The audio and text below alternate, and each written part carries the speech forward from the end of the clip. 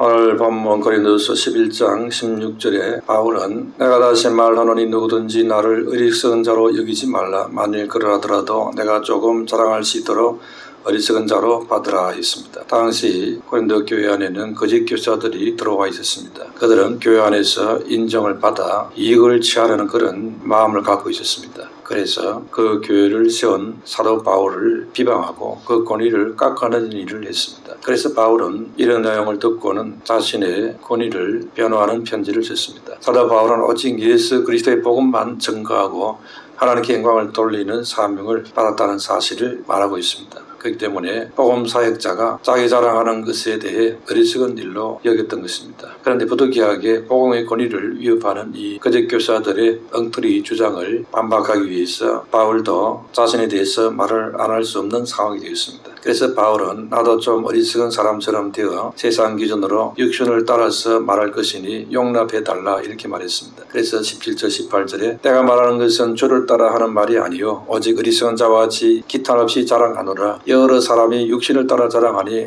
나도 자랑하겠노라 했습니다. 바울은 고린도 교회가 그리스도의 복음을 받은 지혜로운 자들임에도 불구하고 세상 철학이나 수사와 같은 그 현란한 말로 자신을 뽐내는 어리석은 자들을 스스럼 없이 받아들인 것에 대해서 책망하는 것입니다. 거짓 교사들이 자랑하는 이유는 고린도 교회 안에 자신들의 영향력을 두기 위해서 그렇게 했던 것입니다. 그렇게 돼야 자신들의 이익에 부합하도록 교인들을 움직일 수 있기 때문에 그랬던 것입니다. 그래서 바울은 거짓 교사들이 성도를 노예로 삼으려는 자들이요 먹이를 먹어치우려는 짐승 같은 자들이다 이렇게 보았습니다. 그리고 미끼와 덧슬로와 사냥감을 포획하는 사냥꾼으로 보았습니다. 또 스스로 높이는 사람들이요 뺨을 치는 사람들이라 이런 식으로 묘사했습니다. 그런데 교회 교인들은 이런 저들의 그 교묘한 의도를 파악하지를 못하고 순진하게 교회 안에 이들을 기꺼이 받아들였던 것입니다. 그런데 사도 바울은 그동안 고린도 교회에서 사역을 할 때에 스스로를 질그릇같이 약한 존재라면서 늘 낮추어서 말했습니다. 그런데 바울이 떠나고 난 이후에 예루살렘으로부터 들어온 사심이 있는 거짓 교사들이 와서는 자칭 사도라고 하면서 자신들의 대단함을 자랑하고 내세웠던 것입니다. 유대에서 온 순회 설교자들은 자신들이 히브리인이고 이스라엘 사람이며 아브라함 혈통의 후손이라면서 자랑을 했습니다. 그리고 그 자랑은 의도가 있는 자랑이었던 것입니다. 그래서 바울은 교회 안에서 감히 자신을 자랑하는 자들의 그 행태를 듣고 어리석은 줄을 알지만은 나도 그와 같은 수준이 되어서 한번 자랑을 해보겠다 했던 것입니다. 바울 역시 혈통적으로 베냐민의 후손이고 태어난 지 8일 만에 아브라함의 후손의 징표로 할례를 받았고 가말리엘 아래에서 율법을 연구했던 유대인이자 바리새인이었습니다. 그리스 사도들은 자신들이 그리스도 일꾼이라고 그렇게 주장을 했습니다. 바울은 이에 대해서도 이상한 사람처럼 보이지 모르겠지만은 나는 더더욱 그리스도 일꾼이다 이렇게 말했습니다. 이렇게 바울은 복음을 위해서 넘치도록 수고하고 많은 시련을 겪은 것에 대해서도 말을 하고 있습니다. 나는 오기도 갇히고 매도 수없이 맞았다 있습니다. 여러 번 죽을 뻔했고 유대인들에게 40에서 하나 감한 매를 5번 받았다 있습니다. 40대 매를 맞는 것은 유대인들에게 허용되는 최대의 형벌이었던 것입니다. 그래서 만일 실수로 잘못이어서 40대 이상을 때릴 수 있기 때문에 그걸 고려해서 39대까지만 때리려 했던 것입니다. 그리고 또 로마 관리들에게 3번 태장으로 맞고 르스드라에서 돌에 맞아 죽을 뻔했고 3번 파선을 경험했다 있습니다. 또 한 주는 깊은 바다에서 표류한 적도 있었다 있습니다. 여러 번 선교 여행에서 강도 위협을 받았고 동족인 유대인들에게 위협을 받았고 빌립보와 에베소에서는 이방인들의 위협도 받았습니다. 강과 시내 그리고 광야와 바다 위험을 견뎌냈고 그리스 형제들로 인해서 위험을 겪었다 있습니다.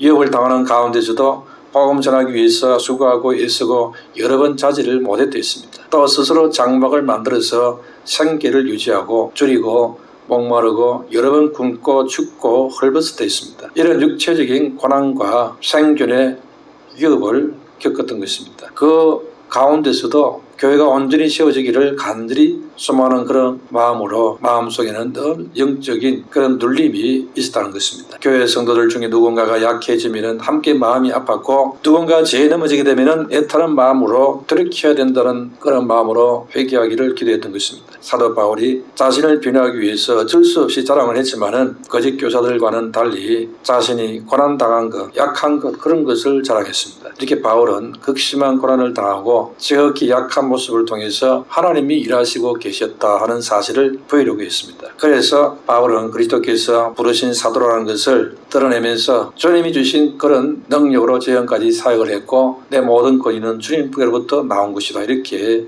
입증을 한 것입니다. 첫 번째로 바울은 자신의 외적인 것보다도 그리스도를 더 자랑했습니다. 거짓 사도들은 육적인 자랑을 하면서 그것으로 교인들 위에 군림하는 근거로 삼기를 원했던 것입니다. 그러나 바울은 자신의 그 육적인 것들을 모두 예수 그리스도를 높이는 데 사용을 했습니다. 그러니까 거짓 사도들은 교회와 성도들을 위해서 그들에게 몸으로 복종하는 대신에 오히려 군림하는 자가 되기 위해서 자기 자신을 나타낸 거지요. 그러나 바울은 질그릇 같은 이 육신 안에 담겨져 있는 법의 예수 그리스도를 높이기 위해서 행위를 하고 말을 했다는 것입니다. 거짓 사도들은 사람들로부터는 세상 권위나 명예를 소중히 여기는 그런 자들이었습니다. 그러나 바울은 세상에서 멸시받는 진리의 복음을 최고의 능력으로 여기면서 살았습니다. 그런데 고린도 교회 안에 거짓 사도들의 그 육적인 자랑에 교인들이 휘둘리고 있다는 것입니다. 바울이 이걸 듣고는 16절에 내가 조금 자랑할 수 있도록 어리석은 자로 받으라 했습니다. 그러니까 바울도 나도 어리석은 자가 되어서 잠깐 자랑을 해보겠다고 하면서 자랑에 대한 내용들을 말하고 있습니다. 그렇게 하는 이유는 고린도 교회 안에 있는 거짓 사도들의 그 행태가 교묘하게 선을 넘으면서 교인들을 이용하고 있었기 때문이었습니다. 20절에서 23절에 보면은 누가 너희를 종으로 삼거나 잡아먹거나 빼앗거나 스스로 높이거나 뺨을 칠지라도 너희가 용납하는도다. 나는 우리가 약한 것 같이 욕되게 말하노라. 그러나 누가 무슨 일에 담대하면 어리석은 말이나마 나도 담대하리라. 그들이 히브리니냐 나도 그러하며 그들이 이스라엘이냐 나도 그러하며 그들이 아브라함의 후손이냐 나도 그러하며 그들이 그리스도의 일꾼이냐 정신없는 말을 하거니와 나는 더욱 그러하도다. 내가 수고를 넘치도록 하고 옥에 갇히기도 더 많이 하고 매도 수없이 맞고 여러 번 죽을 뻔하였으니 했습니다. 고린도 교회 안에 들어온 이 거짓 사도들이 교인들을 20절에 종으로 삼거나 잡아먹거나 빼앗거나 스스로 높이거나 뺨을 친다 해도 너희가 잘 용납하고 있구나 이렇게 말했습니다. 이것은 거짓 사도들이 고린도 교회 성도들에게 아주 권위적으로 행동했다는 것을 보여줍니다. 이 거짓 사도들은 교인들에게 은근히 강압적으로 대하고 자신을 높이고 과장된 거짓말을 일삼는다는 것을 의미하고 있습니다. 그래서 이들이 교인들에게 그렇게 해서 영향력을 확대시키고 그것으로 이익의 도구로 사용하고 있다는 것을 지금 지적하고 있는 것입니다. 그런데 고린도 교인들은 그런 거짓 사도들의 그 강압적이고 거친 행동을 용납하고 받아들이고 고분고분하고 있다 이거지요. 그게 문제라는 것입니다. 그들의 말과 주장이 아무리 설득력이 있어 보이고 은혜스럽고 멋있게 보여진다 해도 그 행동이 참되지 않다는 것입니다. 그러니까 신앙은 그 열매로 분별이 되어져야 하는 것입니다.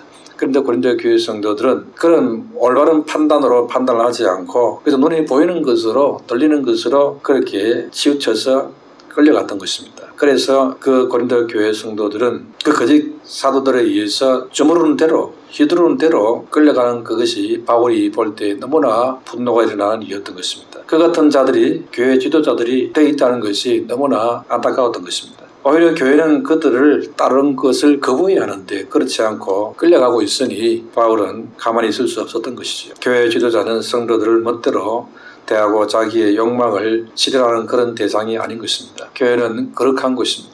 그러니까 소위 힘이 있어 보이는 사람들이나 수준 높아 보이는 이런 사람들이 교회를 좌지우지해서 안 된다는 것입니다. 오늘날에도 이런 일들이 비일비재하게 일어나는 것을 볼 때에 참으로 안타까운 일이 아닐 수가 없지요. 성도들은 교회 안에서 악한 제재로 교묘하게 사람들을 함부로 대하는 이런 자들을 끌어내야 되는 것입니다. 그런데 그것도 모르고 그야말로 아주 완전히 꼼짝없이 잡혀 끌려다니는 이런 사람이 있다는 것입니다. 왜냐하니까 교회는 그리스도의 성품으로 세워가야 되는 곳이기 때문에 그렇게 끌려가서 안 된다는 것입니다. 교묘하게 교인들을 내 편으로 끌어들여서 교회를 자신이 원하는 방향으로 움직일 수 있는 사익 집단으로 만들려고 있는 것입니다. 이런 자들이 활개치지 못하도록 해야 한다는 것입니다. 그래서 바울이 이 부분에 대해서 가만히 있을 수 없이 이렇게 편지를 통해서 적나라하게 지금 말하고 있습니다. 거짓 사도가 어떻게 교회 안에 기생할 수 있느냐? 그것은 세상적인 외적인 조건으로 어필을 했기 때문에 그렇습니다. 다시 말해서 자신의 혈통이나 출신 같은 외적인 것을 자랑해서 퍼뜨린 다음에 사람들이 거기에 수긍을 하고 굴복하도록 만들었습니다. 그러면서 이 거짓 교사들이 어떤 것을 자랑했습니까? 22절에 그들은 히브리이냐? 나도 그러하며 그들이 이스라엘인이냐? 나도 그러하며 그들이 아브라함의 후손이냐? 나도 그러하며 했지요. 그러니까 자신들이 유대인 출신 그리스도인이라는 사실에 대해서 자랑을 했습니다. 이방인 교회에 와가지고 이방인들에게 자신들은 유대인 성도라는 것입니다. 그래서 그들은 이방인 그리스도인들을 은근히 무시하고 자신들은 유대인 사도들과 같은 그런 높은 지위에 있는 권위 있는 자리에 있다는 사실을 자랑을 했습니다. 그러면서 그들은 자신들이 그리스도의 군이라고 자랑을 했습니다. 이런 자랑에 교인들이 기가 죽고 수긍하면서 그 앞에 엎드리고 들어간 것입니다. 이래서 어리숙하게도 그들의 놀이개가 되어가고 있고 유용물이 되는 길을 지금 터주고 있었던 것입니다. 내 자신의 의를 자랑하고 내 자신의 육체를 신뢰하고 육신에 따라 자랑하는 삶은 결국 십자가의 원수가 되는 길인 것입니다. 육신이 행한 착한 행위로는 하나님 앞에 설 수가 없습니다. 하늘 영광 보좌의 자랑을 다 버리시고 이 땅에 오셔서 십자가를 통해서 구원을 이루신 그 복음이 내 삶의 진정한 자랑거리가 되어야 되는 것입니다. 그렇기 때문에 자기 자랑을 버리고 주님의 십자가를 자랑하고 자신이 짊어진 그 십자가 고난을 자랑하는 그것이 진정한 자랑이라는 것입니다. 그래서 바울은 그런 식으로 지금 자랑을 하고 있는 거지요. 그리고 이런 자랑을 하는 자가 되어야 될 것입니다. 두 번째로 바울은 고난당하는 것이 그리스도의 일꾼의 증거가 된다고 했습니다. 그리스도의 일꾼이라면 고난당한 흔적 정도는 기본적으로 있어야 하지 않냐는 거지요. 바울은 18절에 여러 사람이 육신을 따라 자랑하니 나도 자랑하겠노라 했습니다. 그런데 자랑하는 가운데 바울이 하는 자랑은 그 거짓 교사들과 달리 복음 때문에 고난당하는 것을 지금 자랑하고 있습니다. 거짓 교사들은 복음 때문에 고난당하는 이야기는 전혀 하지 않습니다. 잘난 것, 삐까뻔쩍한 것, 잘 나가는 것 이런 것만 자랑하고 있지요. 그런데 바울은 고난당하는 것을 지금 자랑하고 있습니다. 고린도 교회 안에 들어와 자랑하는 이 거짓 사도들이라는 자들은 자기들의 신분이나 배경 이런 걸 자랑했습니다. 그런데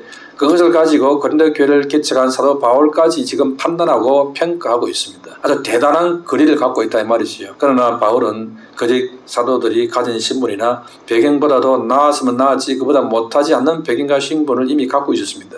그럼에도 그런 것을 말도 안 하고 그런 걸 가지고 드러내고 위세를 부리거나 거드름을 피우지도 않았습니다. 오히려 바울은 거짓 사도들이 자랑하는 그런 배경과 신분을 가졌음에도 불구하고 그걸 내세우는 것이 아니고 그리스도를 내세우고 복음 전파하는 일로 고난당하는 것을 내세웠던 것입니다. 그러니까 거짓 사도들은 사람들이 존경하는 유대인이라는 그 배경과 신분을 가지고 자랑을 하고 있습니다. 그러나 이들은 그리스도와 복음을 전파하기 위해서 고난당하고 수고하는 이런 것들은 외면하고 있는 자들이지요. 그러니 이게 가짜라는 것입니다. 그들은 복음을 위한 고난과 수고보다도 따뜻하게 대접받는 자리를 탐하는 자들이라는 것을 알 수 있습니다. 바울은 이런 사실을 드러내어 바울 자신이 그리스도 일꾼으로서 어떤 모습을 주님 앞에 가져야 될 것인가 하는 것을 드러내 보여주었습니다. 바울은 누구보다도 많은 박해를 받고 고난을 겪었다는 사실을 말하고 있습니다. 바울은 복음 때문에 옥에 갇히고 매도 많이 맞았고 고생을 했습니다. 또 전도여행을 하면서 강과 강도와 바다 위험을 겪었고 굶주리고 춥고 헐벗었다 했습니다. 23절에서 27절에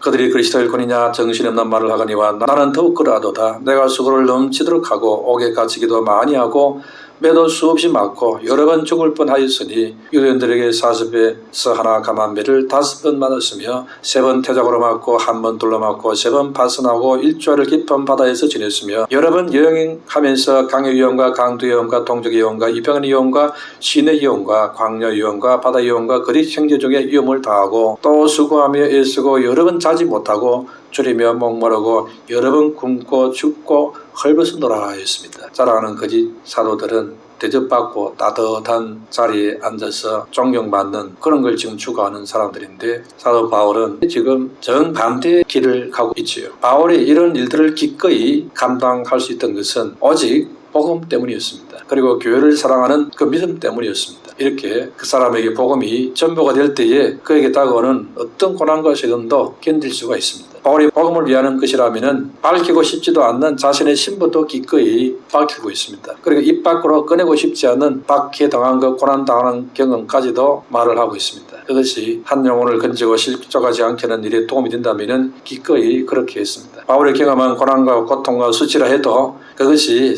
다른 사람을 살리는 저래가 될 수 있다면 기꺼이 감내할 수 있었던 것입니다. 자신이 고생한 것, 자신이 수고한 것을 말함으로 하늘에서 자기 상이 깎아지고 자기 상이 없어질 수도 있습니다. 그런다 한다 할지라도 이걸 말해서 이걸 들음으로 성도들이 깨닫게 되고 살아난다면은 기꺼이 감당하겠다는 것이지요. 예수님은 마태복음 8장 28절에서 귀신 들린 자들을 구하려고 돼지떼에게 귀신들이 들어가는 것을 허락을 했습니다. 그래서 그 귀신들은 전부 돼지떼에게 들어가가지고는 돼지들이 산비탈로 내리달아가지고는 바다에 빠져서 다 몰살해 죽어버렸습니다. 예수님에게는 그 엄청난 돼지떼의 재산보다도 한 영혼이 더 중요했습니다. 그런데 돼지들이 다 죽고 나니까 그 동네 사람들이 깜짝 놀래가지고 몰려와가지고는 예수님 제발 우리 동네에서 나가주시라고 부탁을 하죠. 그래서 예수님은 그 동네에서 그야말로 쫓기다시피 나오게 되었습니다. 왜 동네 사람들이 예수님에게 나가달라고 부탁했겠습니까? 계속 더 계셨다가는 우리 재산이 하나도 안 남겠다, 우리 재산이 다 거들나겠다, 이런 생각이 들었던 겁니다. 그들의 눈에는 한 영혼보다도 짐승의 돼지떼 그 재산이 더 크게 보였던 거지요. 그래서 동네 사람들이 예수님에게 우리 동네 밖으로 제발 나가주시오 하면서 요구한 것입니다. 더 이상 우리 재산은 잃지 않고 싶습니다, 그런 말이지요. 바로 이것이 사람의 시각과 예수님의 시각의 차이인 것입니다. 우리도 예수님의 시각을 가져야 되는 것입니다. 예수님처럼 한 영혼을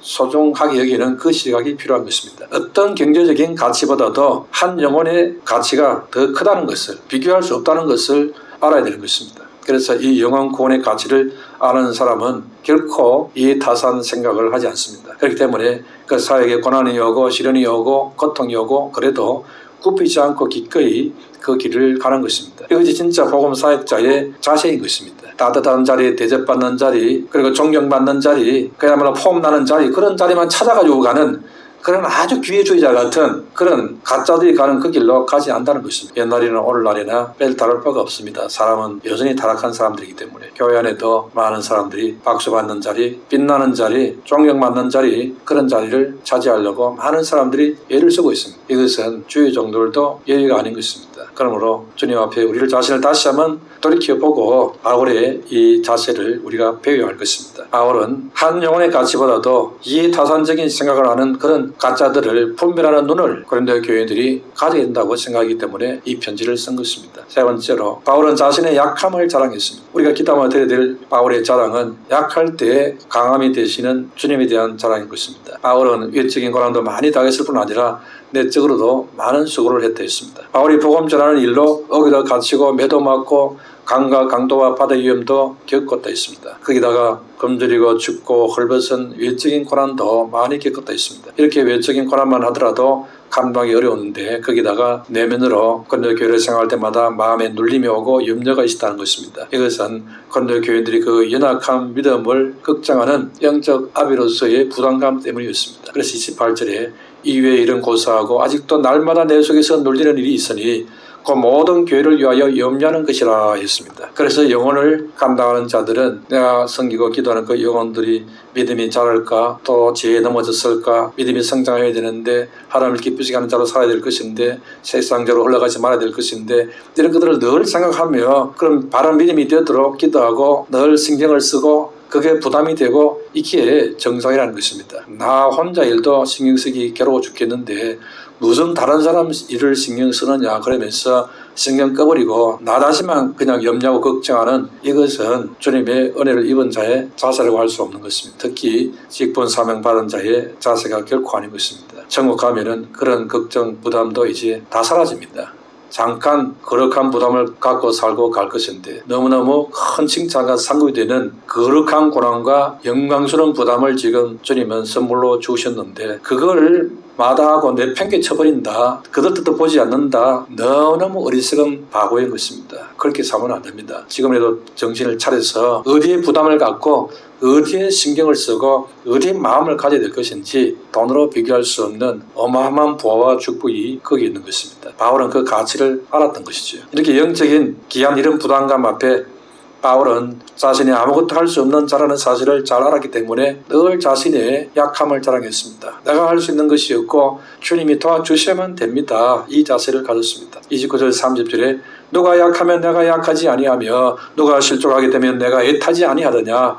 내가 부득불 자랑할진대 내가 약한 것을 자랑하리라 했습니다. 세상 사람들 모두가 좋아하는 믿음이 있다면 강한 것입니다. 능력 있는 것입니다. 학벌 좋고 저력 좋고 외모 가문 인맥 좋으면은 다 부러워합니다. 훌륭하다 그럽니다. 다 칭찬합니다. 다른 사람들은 부러워하지요. 그래서 세상 사람들이 덕담으로 하는 말이 힘을 키워라 이렇게 말합니다. 실력을 키워서 강해져라 이렇게 격려합니다. 반면에 약한 것 그것은 불편하고 부끄러운 것으로 간주하고 있습니다. 그런 것들은 언제나 감추고 싶어 합니다. 그러니까 많은 사람들이 한마디로 강해지기를 소원하고 있지요. 신앙을 가진 사람들도 겸손해지고 하나님께 영광을 돌리기를 구하고 있지만은 그 전제 조건이 있습니다. 역시 강하게 되고 나서 하나님께 영광을 돌리게 되기를 원한다. 이렇게 생각하고 있습니다.